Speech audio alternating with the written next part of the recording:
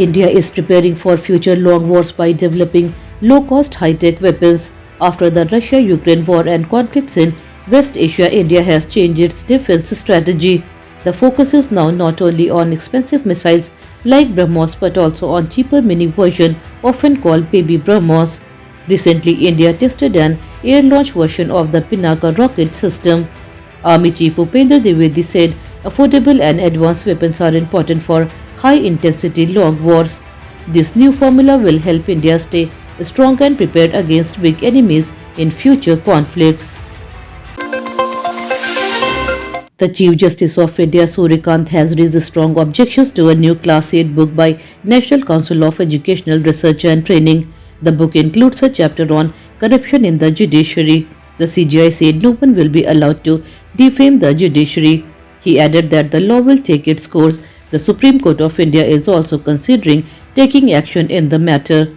The issue has now sparked a debate over academic content and respect for judicial institutions.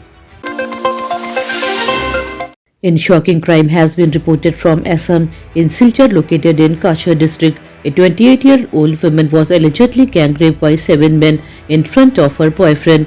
According to police officials, the complaint was registered on February 19th. The incident happened when the woman and her boyfriend were sitting inside a car near a bypass road a few kilometers away from Silchar city. Police said a group of men arrived in an SUV, attacked the couple and then committed the crime. After the assault, one accused allegedly forced the woman to transfer Rs 10,000 to his bank account. So far, 2 accused have been arrested and police teams are searching for others.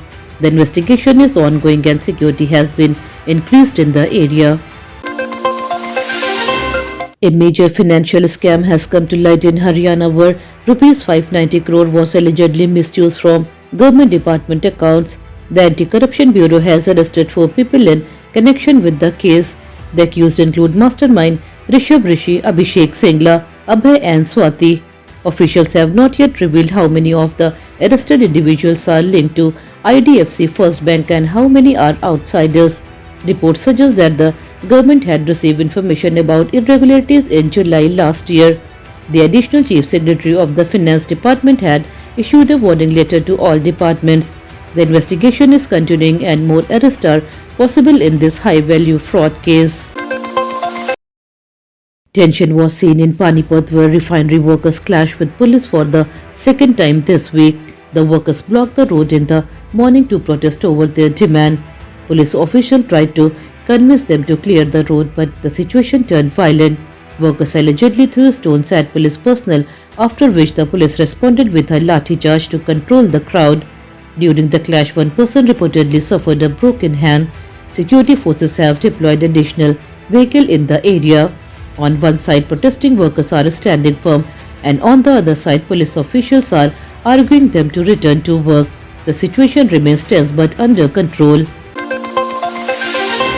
US President Donald Trump made strong remarks about Iran during his address to the United States Congress. While delivering his State of the Union speech during his second term, Trump claimed that Iran had killed 32,000 protesters. He referred to protests that took place in Iran from December 28th to January 14th against rising inflation and economic problems. Trump also warned Iran about possible action and claimed that the country is developing missiles capable of reaching the United States.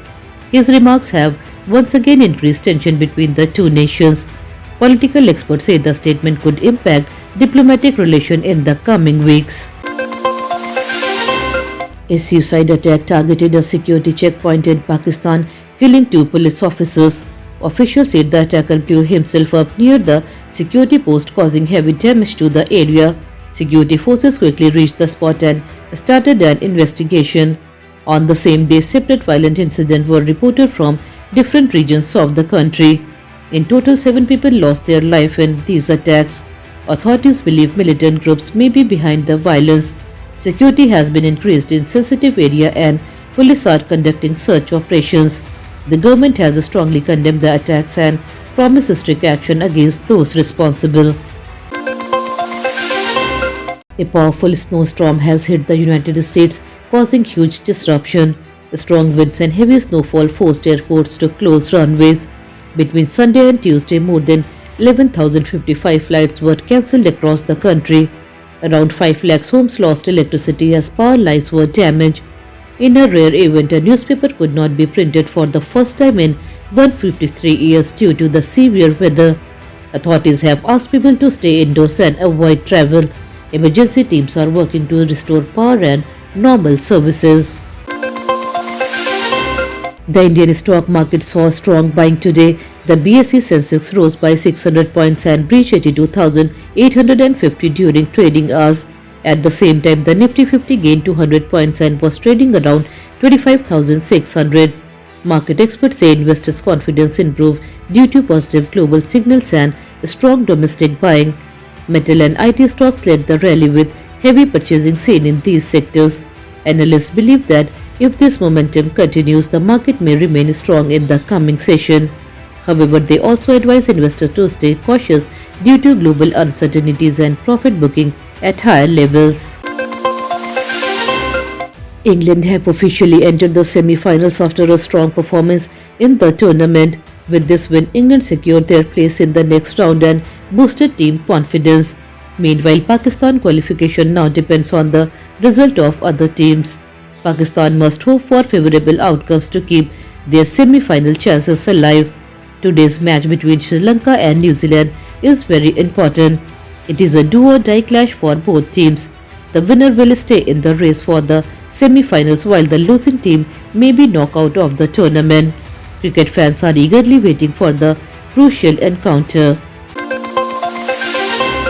In Uttarakhand, snowfall has continued for the past 3 days in higher altitudes areas of Pithoragarh, including the Panchachuli Peaks region. The Meteorological Department has said that weather conditions may change again on February 27th and 28th, with chance of rainfall in hill districts. Meanwhile, in Madhya Pradesh, more than 20 districts including Indore, Ujjain, Ratlam, Betul and Sihor witnesses strong winds and rain over the past 2 days. Some areas also reported hailstorms which have affected wheat and gram crops. Officials say the weather will remain clear for now, but rain is expected again in early March. That's all for today's bulletin. We'll be back with more updates next time. Until then, this is Tamanna Rizvi signing off. Have a good day.